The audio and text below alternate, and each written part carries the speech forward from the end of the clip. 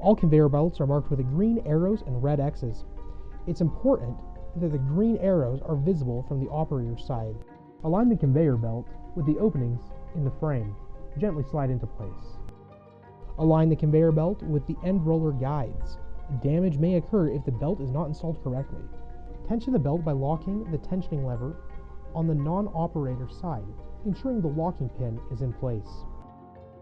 Lock the safety lever on the operator side into place and ensure the locking pin is secured. Reinstall the molding plate assembly by positioning the assembly slotted holes onto the conveyor bed pins. Install the molding plate by aligning the molding plate slots into the molding plate assembly tabs. Press to secure in place. Adjust the side guides against the molding plate and tighten the black knobs by hand. Install the scraper blade into the aluminum scraper holder. Ensure the scraper is positioned properly into the scraper holder. Install the scraper holder onto the scraper holder pin. Tension the spring to the spring pin. Please note that the front and rear scrapers are interchangeable.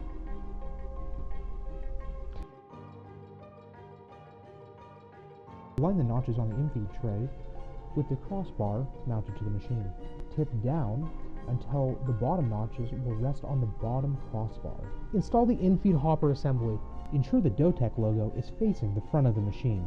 Align the notches on the hood assembly with the lower locating bar on the machine. While the assembly is resting on the bar, rotate it forward until it rests on the front locating bar. Lock the hopper assembly into place by turning the stainless steel knobs a quarter of a turn to the right.